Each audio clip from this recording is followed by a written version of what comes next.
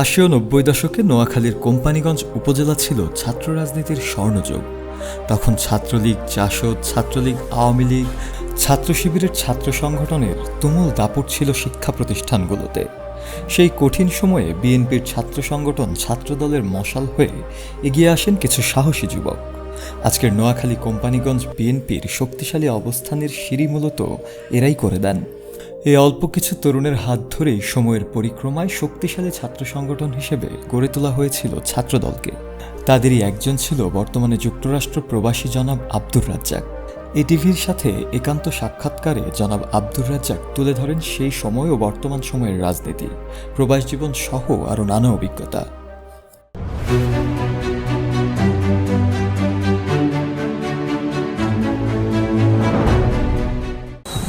আবারও স্বাগত জানাচ্ছি মিডিয়া লিমিটেড প্রবাসী দেশের গর্বের ৩১তম পর্ব। আজকে আমাদের অতিথি হিসেবে আছেন এক সময়ের কিংবদন্তি প্রখর ছাত্রনেতা, লিমিটেড যোদ্ধা এবং বিশিষ্ট সমাজসেবক জনাব আব্দুর রাজ্জাক ভাই। আপনাকে স্বাগত জানাচ্ছি। শুরুতে আপনার পরিবার সম্পর্কে একটু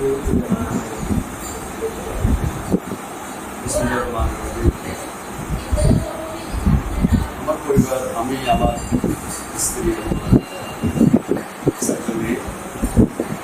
ঘরের দিকে থাকে সবাই স্কুলে লেখাপড়া করে।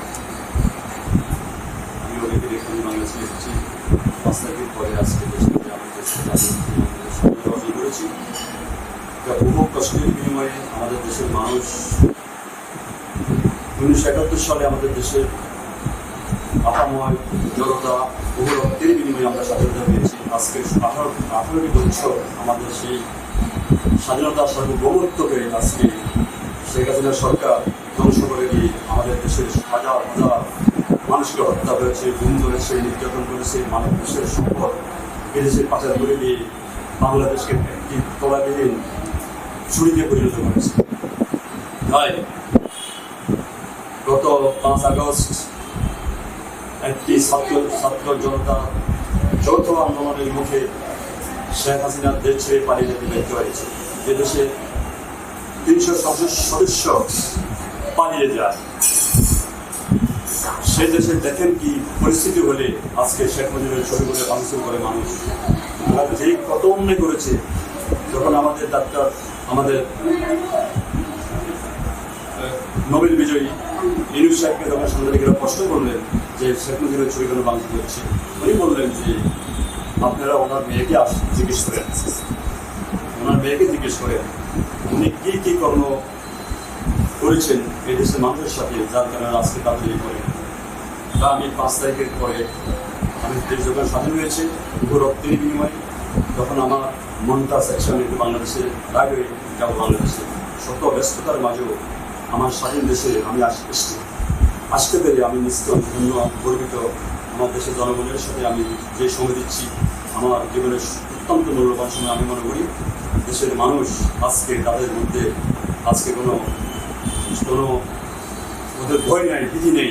তারা আজকে নির্ভয়ে তারা বিচরণ করছে। এই কোম্পানীগঞ্জের মাটিকে একটি লোক কলুষিত করে দীর্ঘ ১৭-১৮টি বছর মানুষের বাক স্বাধীনতা, মানুষের উপরে জুলুম নির্যাতন করে, মানুষের উপরে মামলা হামলা করে, আমাদের দলীয় হাজার হাজার নেতাকর্মী পরিবারে তারা কমাতে পারে না, তাদেরকে বাড়িছাড়া করে এই কোম্পানীগঞ্জকে একটা তাসের রাজত্বে পরিণত করেছে। তাই আজকে আমি ব্যক্তিগতভাবে আমি যখন গতবার এসেছি, আমি আরও ২বার এসেছি, কিন্তু আমি আগের আসা এখন আসার মধ্যে অনেক পার্থক্য। অনেক ভয়ে ছিলাম। আমরা এত কিছু করেছি, কোম্পানীগঞ্জে রাজনীতি করেছি, সবার সাথে যে সুসম্পর্ক ছিল, দেখি এটাকে আওয়ামী লীগ ধ্বংস করে দিয়ে তারা মানুষকে যে একটা ভয়ভীতি, তাদের সব জায়গাতে মানুষের মধ্যে যেন একটা ভয় কাজ করতেছে। আজকে স্বাধীনতার পরে আজকে মানুষ সুস্থি, তাদের আজকে সব জায়গাতে আজকে যেন মানুষ উৎফুল্ল। তাই আমি আজকে কোম্পানীগঞ্জে এসে আমি নিজকে অত্যন্ত এখন আপনার ছাত্র রাজনীতি এটা খুব খারাপ সময়ে আপনার কোটি কয়েক তরুণ, উদীয়মান তরুণ এখানে ছাত্রদল প্রতিষ্ঠা করেছেন, সংগ্রাম করেছেন। ওই ছাত্র রাজনীতি সম্পর্কে আমাদেরকে অ্যাকচুয়ালি আমি তখন ছোট্ট ছিলাম, আমার বাড়ির পরিষেবার সাথে আমাদের পাশে হলো পরিষেবা থাকে, আমাদের জায়গা সম্পত্তিগুলো আমার বড় ভাই, আমরা সব কিছু মিলিয়ে আমাদের সাথে এবং আগে আমাদের একটা অবস্থান আছে। আমি যখন হাই স্কুলে ক্লাস 6 ছাত্র ছিলাম, আমার মনে আছে কোম্পানিগঞ্জে তখন হাতি পা পা করে কোটি কয়েকজন বিএনপির নেতাকর্মী ছিল, কিন্তু এই আজকের এই পরিস্থিতি ছিল না। কোম্পানিগঞ্জে আমাদের তখন নেতা ছিলেন আমাদের জিয়া ভাই, কেরালা বিএনপির সাধারণ সম্পাদক, কোম্পানিগঞ্জ থানা বিএনপির সাবেক সাধারণ সম্পাদক। জিয়া ভাইয়ের পিছনে আমার মনে আছে হাই স্কুলে থেকে আমাদের কিছু আমার সাথে আমাদের যারা ছিল নেতৃবৃন্দ, এদের সাথে আমি এক হয়ে আমাদের ভবনকে একটা মিটিং জিয়া ভাই মানে সভাপতিত্বে আমি সেখানে অনুষ্ঠিত হয়, সেখানে আমি যাই প্রথমে আমার রাজনীতি শুরু। সেই 1981 সালের আগে, জিয়া রহমানের মৃত্যুর আগে, তখন জিয়া ভাই আমাদের জগন্নাথ বিশ্ববিদ্যালয়ের ছাত্রনেতা আমাদের আবুল বাশার বাবর ভাই প্রফেসর, আমাদের আব্দুল মালিক ভাই বর্তমানে লিখে আছেন, আমাদের আবু নাসের ভাই, সোনাগাজী জসিম ভাই, এমদাদ, আবু তোহা, নিরুষণ বাবুল ছিল, আমাদের হসপিটাল কেয়ারের এখানে ছিল আমি ছিলাম, নবী ছিল, আমাদের কামাল ছিল, আমাদের দাদা ফারুক ছিল, আমাদের আবু সাইদ ছিল। তারপরে এই আমরা গুটি কয়েকজন আমরা এই কোম্পানির মধ্যে যেবার পিছনে আমরা ওনার সাথে আমরা সঙ্গ দিতাম। যেগুলো কর্মকাণ্ড যখন আসতো তখন আমরা খবর পেতাম, মেসেজ পেতাম, তখন সাথে সাথে করে আমরা দিতাম। এবং ওই সময় একটা ছোটো ছিলাম, অনেক কিছু বুঝতাম না। তারপরে এই দলের প্রতি কেন যেন একটা ভালোবাসা মনের ভিতরে, মানে ঘরে যখন প্রোগ্রাম আসতো আমি মানে আমার বাইরের চোখ এড়িয়ে আমি মানে সেখানে আমি যেতাম যত কিছু বেরিয়ে হোক। আমার মনে আছে যখন এরশাদ বিরোধী আন্দোলন যখন তুঙ্গে বেগম জিয়ার নেতৃত্বে, বেগম জিয়ার নির্দেশে তখন আমরা ঢাকাতে একটা জনসভা হয়েছিল সেখানে লম্না বটমূল্যে, তখন এই কোম্পানিগঞ্জ থেকে জিয়াবের নেতৃত্বে আমরা কয়েকজন আমরা যাই সেখানে অংশগ্রহণ করি। এইভাবে চট্টগ্রাম বলেন যে কোনো জায়গাতে নতুন কোনো বড় বড় সমাবেশ হতো সেখানে আমরা যেতাম। আস্তে আস্তে হাঁটিয়ে বাংলা করে রাজনীতি আমাদের শুরু হয়। তারপরে আমি ছাত্র দলের এখানে আমি পৌরসভা ছাত্র দলের সাংগঠনিক সম্পাদক হই, এখানে আমি তারপর পৌরসভা ছাত্র দলের আমি সভাপতি হই।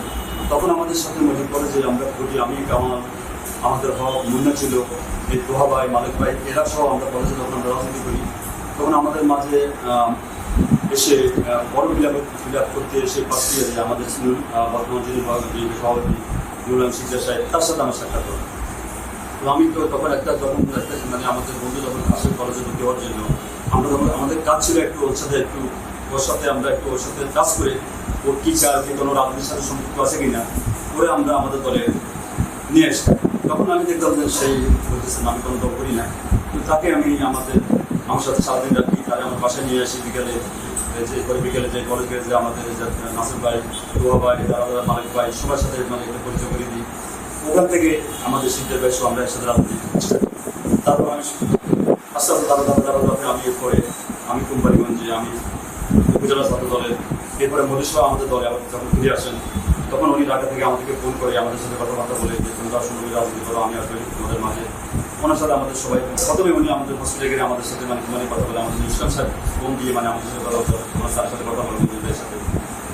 তখন ওনার সাথে আমাদের কথা, যখন মধুসভা আমাদের দলে এসেছে দেখেছি কোম্পানিগঞ্জে আমাদের দলের ভাবমূর্তি অনেক উদ্বেগ। এরপরে যখন আওয়ামী লীগের তখন ক্রীড়া প্রতিমন্ত্রী ছিল আমাদের কাছে, উনি ঘোষণা করলেন যে কোম্পানিগঞ্জে কোনোভাবে মধুসাহেবকে কোনো মিটিং, কোনো সমাবেশ, কোনো মিছিল করতে দেওয়া হবে না। এমনিভাবে আমরা অনেক বছর আমরা পেরিয়ে গেলো, আমরা কিছু করতে পারি। একদিন মধুসাহেব যখন ওনার বাড়িতে আসেন আমাদেরকে বললো তোমরা একটা মিছিল করতে পারো না, একটা মিটিং করতে পারো না। তো উনি হয়তো মনে কথা বলেছে, কিন্তু আমাদের যখন একটা সমাবেশ হয়েছিল বিশাল সমাবেশ, তখন আমরা বললাম না আমরা একটা শান্তিপূর্ণ একটা মিছিল করবো। ঠিক আমরা একটা শান্তিপূর্ণ মিছিল গ্রহণ করার জন্য ওটা পদক্ষেপ নিলাম। এই আব্দুল কাদের মির্জা তার কিছু গুন্ডা বাহিনীদেরকে লেলিয়ে দিয়ে আমাদের উপরে হামলা করে, আমাদের উপরে গুলি করে, ককটেল মারে। আমার সাথে আমাদের এই নিরসন বাবুরের সাথে বেলা তার পায়ে ককটেল করে, যা চড়ে গেছে তার পা। এরপরে কলেজ গিয়ে আমরা যখন মিছিল যখন সমাপ্ত ঘোষণা করলাম তখন আমার উপরে ওরা চতুর্দিক থেকে এসে ওরা আমাকে অ্যাটাক করে দিল এবং আমাদের ওরা এলো পাতারে ওরা আমাকে কোভারে থাকে রামদা 30 দিন। তখন আমি হাতের উপরে সবগুলো ফোকস নিয়ে এরপর আমি যখন অজ্ঞান যখন পড়ে যাবার পরেও কিন্তু ওরা কিন্তু স্টপ করে নাই, ওরা আমাকে কন্টিনিউ ওরা আমাকে আমরা একটা সাপটি যেভাবে পিটিয়ে মারে, ঠিক ওইভাবে তারা আমাকে রড দিয়ে মেডেলের মানে পুরো পিয়া দিয়ে আমাকে সমানে আমাকে পিটায়। আমার সারা শরীর যখন ঝাঁঝরা হয়ে যায়, যখন অজ্ঞান হয়ে যায়, আমার তো আর হুঁশ ছিল না। সেখান থেকে আল্লাহ আমাকে বাঁচিয়েছে। আজকে এখানে হয়তো আমি এসে গিয়েছি জনগণের মাঝে, হয়তো আমি আজকে হয়তো আমার আজকে এই অবস্থা আমার হয়তো আমার জীবনের সমাপ্তি তখনই হইতো। আল্লাহ তাকে আল্লাহ মালিকে আল্লাহ অশেষ মেহরবান, আমি আলহামদুলিল্লাহ যে আমি এখনো বেঁচে আছি। তারপর আমি মজিদ কলেজ থেকে আমি ডিগ্রি কমপ্লিট করার পরে আমি জগন্নাথ বিশ্ববিদ্যালয়ে আমি মাস্টার্স পলিটিক্যাল সায়েন্সে আমি অ্যাডমিশন নিই। সেখানে আমি রাজনীতি কিন্তু আমার বন্ধ ছিল না, সেখানে আমি রাজনীতি করি। আমি সেখানে আমাকে আমাদের যখন সাকিব হয়েছিল, ছোটো সাকিব, বড় সাকিব ছিল, আমাদের শহীদুল চৌধুরী, আমাদের হাবিবুল নবী খান শহীদ হয়েছিল, উনি আসছেন এখানে আমার। তখন আমি ওখানেও রাজনীতির সাথে সম্পৃক্ত, কারণ আমাদের নবীর সাহেব আবার থাকতেন তো মতিঝিলে। তো আমাদের জন্য একটা সুন্দর একটা ইয়ে হয়েছে। তখন আমি যখন ওখানে অ্যাডমিশন নিই, তখন আমি থাকতাম ওই এলাকায়। তখন আমাকে যে আমি যখন ভালো মানে দলের জন্য কাজকর্ম করতেছি, তখন আমাকে ওরা আমাকে জগন্নাথ মাস্টার শাখার আমাকে ছাত্র দলের সাধারণ সম্পাদক আমাকে নির্বাচিত করে। আমার সাথে ছিল শহীদ নামের একজন ঢাকার একটা ছিল সভাপতি। তারপর বেশ কিছুদিন যাওয়ার পরে দেখি কোম্পানিগঞ্জের গভীর চক্রান্ত চলছে। কারা কারা এখানে মানে দলের মূল ব্যক্তি ছিল, কারা কারা না এখানে মানে ওদের টার্গেটে আমি তখন আমার লিস্ট, ওদের টার্গেটে আমার লিস্ট ছিল যে আমি যখন বেঁচে গেলাম, তারা অনেক অনেক জায়গায় স্বপ্ন করছে যে একটু বেঁচে গেল, সেটা মানে বেঁচে থাকার কথা না। যখন আমি দেখেছি আমাকে মারার জন্য আবার তারা মানে স্বতন্ত্র, তখন আমার ভাই পাঠিয়ে নিয়ে যে আমেরিকাতে আমার বড় ভাই, উনি সেখানে আমার অবস্থান ছিল, আমার ফ্যামিলির লোকজন, তারা আমাকে বাঁচার জন্য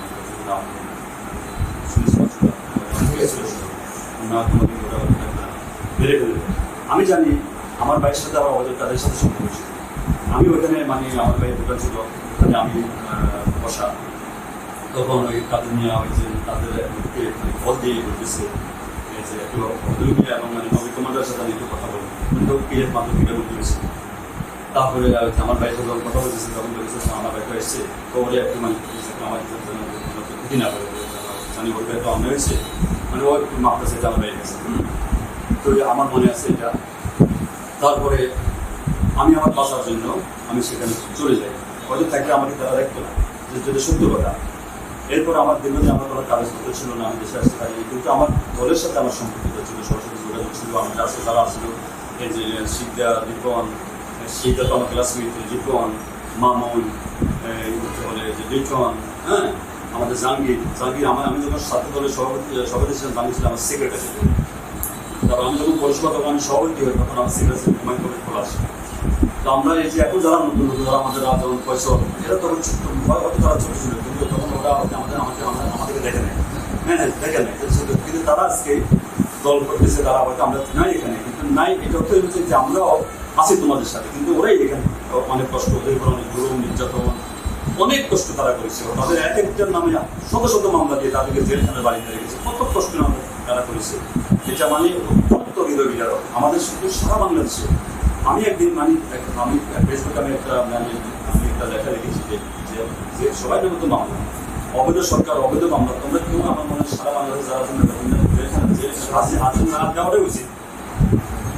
এই শেখ হাসিনা তার ক্ষমতা পাকাপোক্ত করার জন্য সেই এই নেতা কর্মীদের নামে মামলা দিয়ে তাদেরকে ব্যস্ত রেখেছে, এখানে দেশ অবৈধভাবে সে দেশ পরিচালনা করে দিচ্ছে। কিন্তু আজকে দেখেন আমরা কি বুঝতে পার, সারা বাংলাদেশে আমেরিকা যত কথাই বলেন, উপরে আল্লাহ, নিচের দেশের জনগণ, ছাত্র সমাজ, আর এখানে মধ্যস্থ হয়তো আমেরিকা। যদি আমেরিকা না হতো, ইন্ডিয়ায় এত তাড়াতাড়ি বাংলাদেশ স্বাধীন হওয়ার প্রশ্ন আসে। আমরা জানি ওখানে আমেরিকাতে মানে তাদের সেখানে কি অবস্থা ছিল। তখন আমি যখন যাই আমেরিকাতে, তখন সেই বাংলাদেশকে বিএনপি জামাতকে একটা জঙ্গি সংগঠন নামে তারা মানে তারা একটা প্রতিষ্ঠিত করেছিল, এবং আমেরিকান তারা বলতেই তারা বলতো যে বিএনপি জামাত মানে একটা জঙ্গি সংগঠন। মানে আমরা তখন সেখানে একটা মানে অসহায় ছিলাম জিততে গেলে। ওদেরকে এটা বুঝাইতে আমাদের মুশফিক ফয়জল আনসারী ভাই, আমাদের অনেক যারা সেখানে কাজ করে, আমরা ওদের সাথে থেকে কাজ করেছি, ওদেরকে বুঝাইতে আমাদের 70 বছর সময় লেগেছে। ওরা এখন সম্পূর্ণ তারা দেখতেছেন যে আসলে তো এই যারা মানে বিএনপি করে এই লোকেরা তো ভদ্রলোক, আর যারা এই যে মানে ওই দলে তারপর আসলে তো এরা তো সবকিছু করতেছে, এরা একজন নাটক সাজায়, এরা সম্পূর্ণ একটা মানে বলেন এটাকে রাখতে বলে দিনের বলে রায়, এরা মানে এভাবে করে বাংলাদেশে এটা একটা মানে ইন্ডিয়ার উপরে ইন্ডিয়াকে হাতে রেখে এরা, হ্যাঁ, আমাদের দেশের কতগুলো আমাকে তারা হত্যা করেছে। আমাদের একটা মুসলিম প্রধান দেশ এই দেশ, যাক সর্বশেষ আল্লাহ আমাদের প্রতি রহম করেছে, আমাদের দেশটা আমাদের দেশ স্বাধীন হয়েছে, আমরা স্বাধীনতা অর্জন করতে পেরেছি। এটা কিন্তু কারো একক কোনো একক কেউ যদি বলে আমাদের একক, এটা আমি সবাই তো জর্জরিত। এখানে আপনার সারা বিশ্বে আন্দোলন হয়েছে, এখানে আজকে এমনভাবে আন্দোলন হয়েছে সারা বিশ্বে, দেখেন আপনি তাদের পাতে তারাই করেছে। সেখানে বললো না যে রাজাকারের কথা যখন বললো তখন তো একটা স্লোগান দিয়েছে, তুমি কে আমি কে, রাজাকার কে বলেছে, কে বলবে স্বৈরাচার। এইটাই সারা বাংলাদেশে এটা মানে সারা বিশ্বে এটা বাইরে হয়ে গেছে, এবং আমরা ওইখানেও আমাদের স্লোগান ছিল এটা।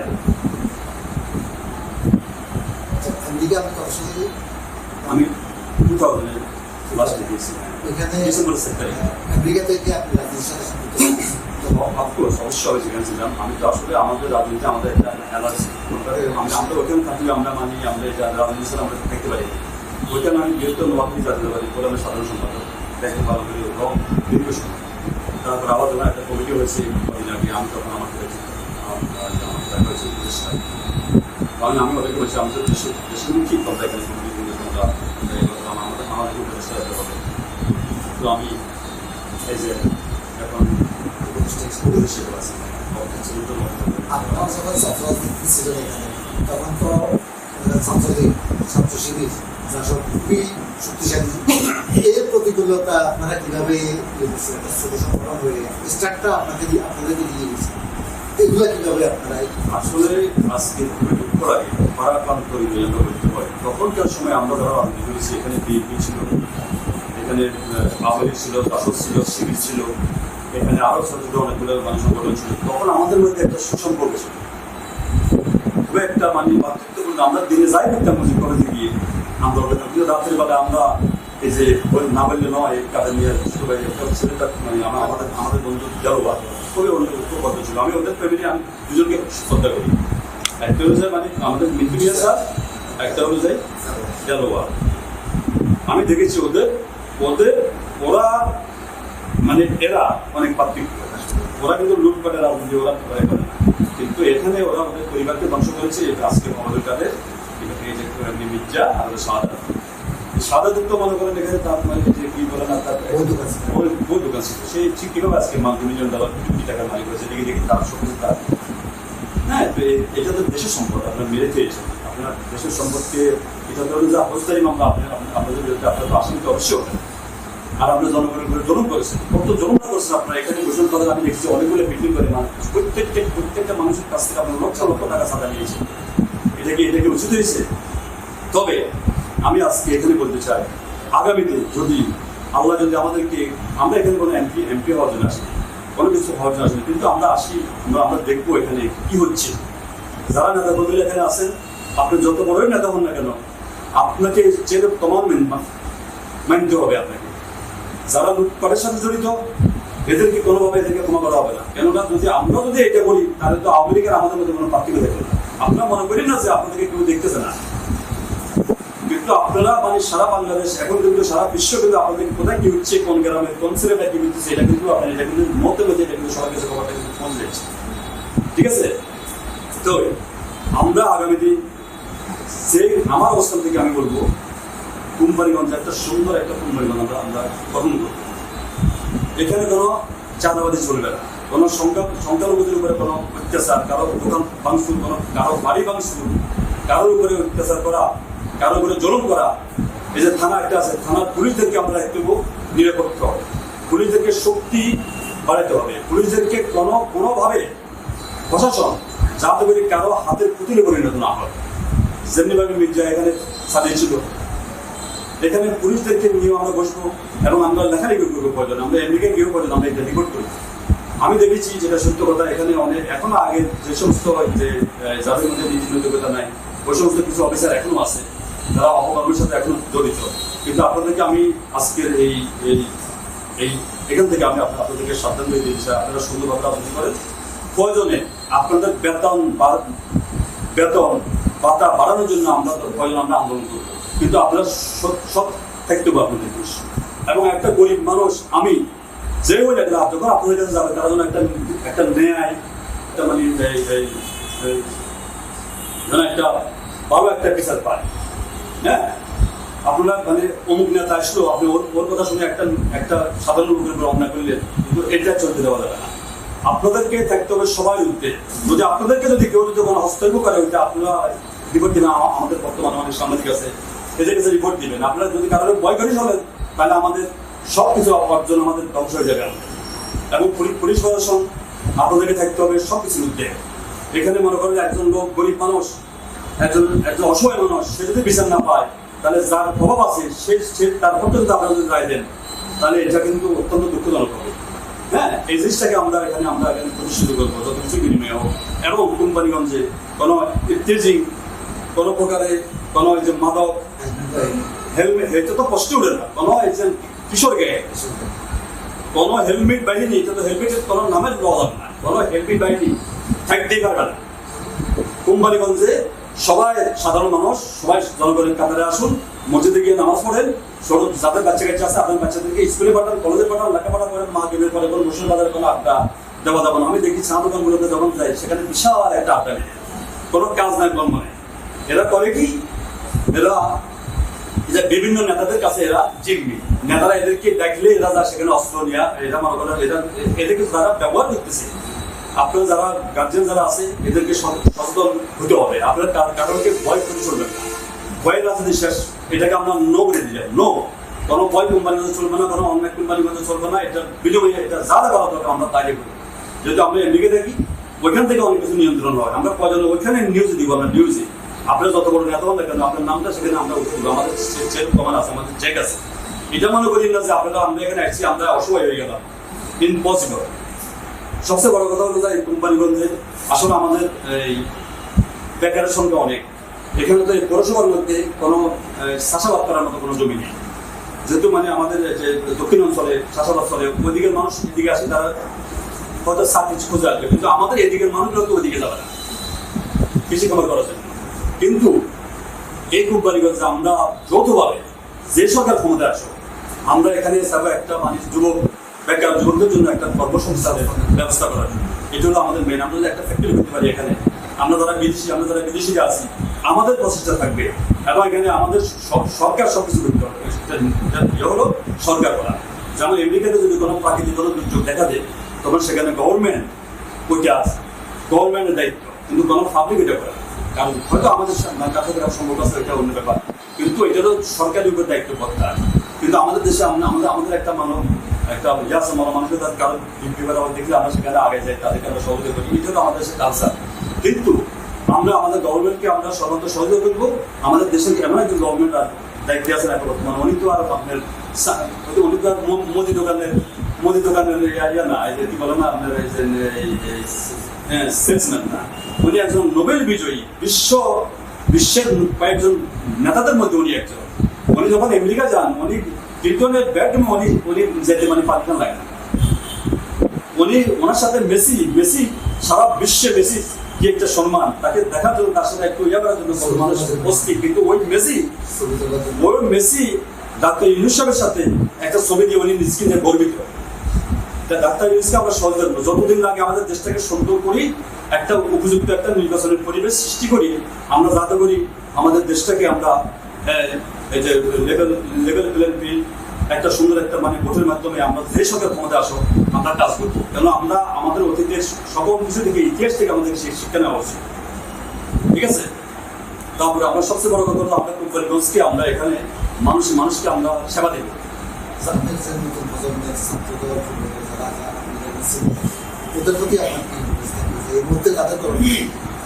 এই মুহূর্তে আমাদের যারা আছেন এখানে, আমি আসলে খুবই দুঃখের সাথে আমি বলতে হয়, 5 তারিখের আগে কিন্তু অনেকের মধ্যে কিন্তু অনেক নমনীয়তা, ভদ্রতা, নম্রতা।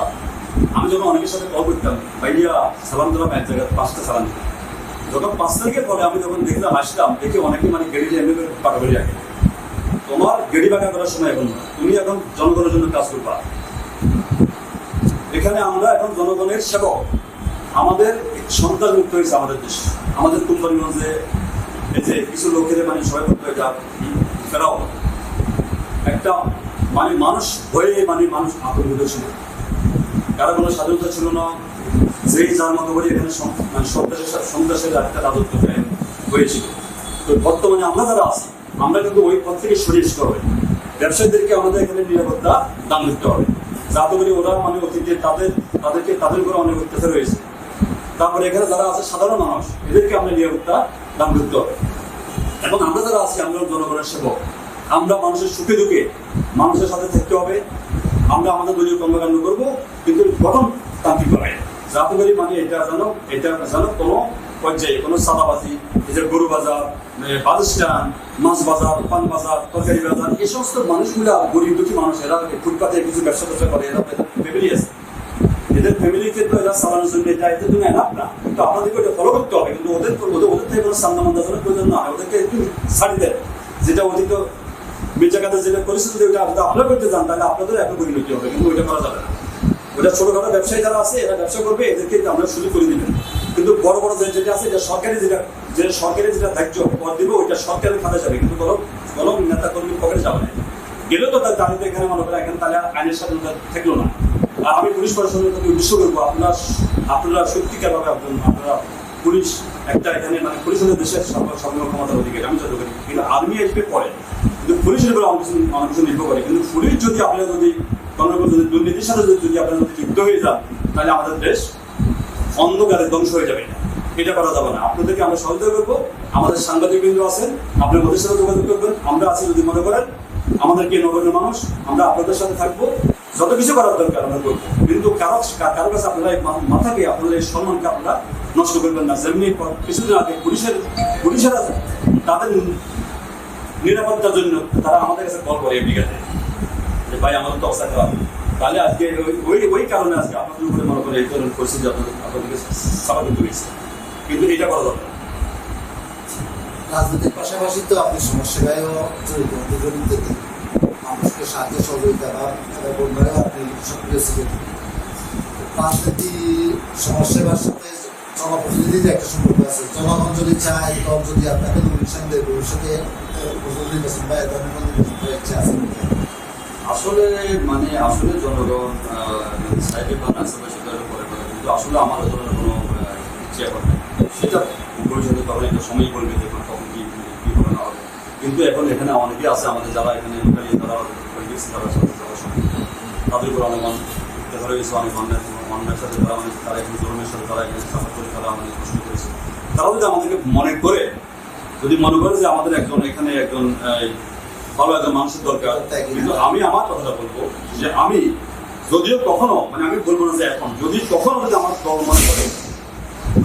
মনে করে যদি কিছু একটা করার যদি সুযোগ দেন তাহলে হয়তো আমি চিন্তা করবো, কিন্তু আমি এর আগে না। কিন্তু আমি আমার পক্ষ থেকে আমি কোনো লুটপাটের সাথে আমি জড়িত এটা আমি কখনো এটা হবে না, এটা দিব না। কিন্তু কারো একটা উপকার করবো, তার কাছ থেকে আমি ঘুষ খাবো, এটা হবে না। কিন্তু আমরা এখানে আমরা পকেট থেকে আমরা দিয়ে আমরা মনে করেন জনগণের সেবা করবো, কিন্তু আমরা কোনোভাবে আমরা জনগণের করে দেশের সম্পদ আমরা দেশের কাজে আমরা ব্যয় করবো, কিন্তু কোনো এটা কারো পকেটের জন্য না আসে। এই ব্যাপারে আমরা 100% আমরা এই ব্যাপারে আপনাকে আমি দিচ্ছি করতে চাই যে আমরা এটা আমরা দিব না। আমাদের প্রবাসী ভাইরা যারা আছে, আমাদের প্রবাসী ভাইরা অনেকের সাথে আমার যোগাযোগ হয়, সারা বাংলাদেশে ছড়িয়ে ছিটিয়ে সারা বিশ্বে যারা আছেন। রাজনীতির যে বর্তমান পরিস্থিতি, আওয়ামী লীগ দুঃশাসনের আমলে আমরা অনেকের সাথে আমরা সমন্বয় করি, আমরা অনেক কিছু করেছি। লাস্টে আমরা সবাই টাকা দেওয়া হবে, রেমিনেন্স দেওয়া আমরা যখন বন্ধ করে দিয়েছি, তখন তো সরকার তখন অবস্থা খারাপ। আমরা তখন ঘোষণা দিয়েছি যে কেউ কোনো টাকা পাঠাবে না, পরিবার আছে ঠিক আছে, কিন্তু কষ্ট করলেও এই মুহূর্তে কোনো টাকা ঢুকে দেওয়া যাবে না। আমরা ঠিক ওইটা আমরা পাশাপাশি যখন আন্দোলন তুঙ্গে আমরা ওই কাজটাও সেখানে আমরা এটা সংঘবদ্ধভাবে সবাইকে আমরা এটা ঘোষণা দিয়ে আমরা এটা করি। সারা বিশ্বে কেউ কোনো রেমিনেন্স পাঠায় না। এটা সরকারের পতনের একটা মাত্র এটা বড় একটা পদক্ষেপ ছিল।